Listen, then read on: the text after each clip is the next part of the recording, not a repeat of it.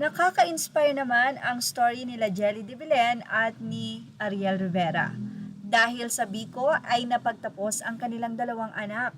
Wow! Very inspiring to share at talaga namang worth to share.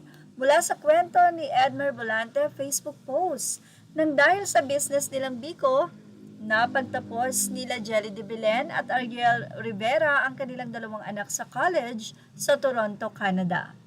Proud na ibinahagi ng mag-asawang Jelly de Belen and Ariel Rivera ang kanilang business na Biko sa Toronto, Canada. At ayon kay Jelly de Belen, medyo kakaiba para sa kanya na mas pinili ng kanyang mga anak na sina Joaquin at Julio na kasalukuyang nasa Canada na tutukan ang negosyong ito, ang Biko, kaysa nga daw gamitin ang kanilang tinapos sa kolehiyo.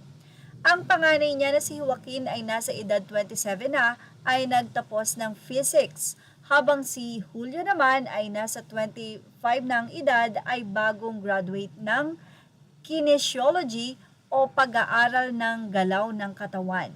Sa kabila nito, mas abala at masigasig umano ang magkapatid sa pagluluto at pagbebenta ng biko, isang tradisyonal na kakanin na gawa sa malagkit na bigas at matamis na gata.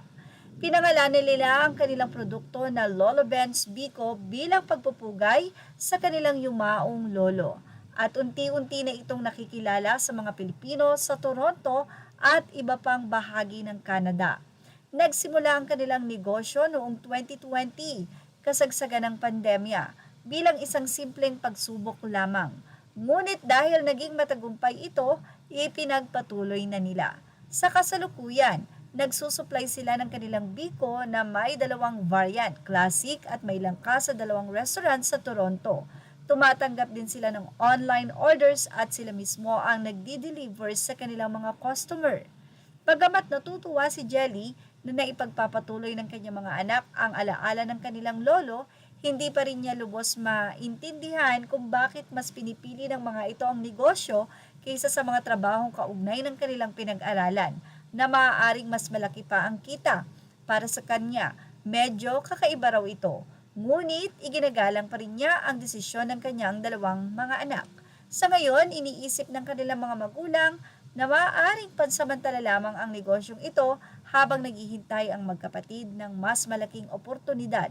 Gayunpaman, may posibilidad din na tuluyan na nilang mahalin ang kanilang pinaginagawa at makalimutan na ang kursong kanilang pinaghirapan noong college days.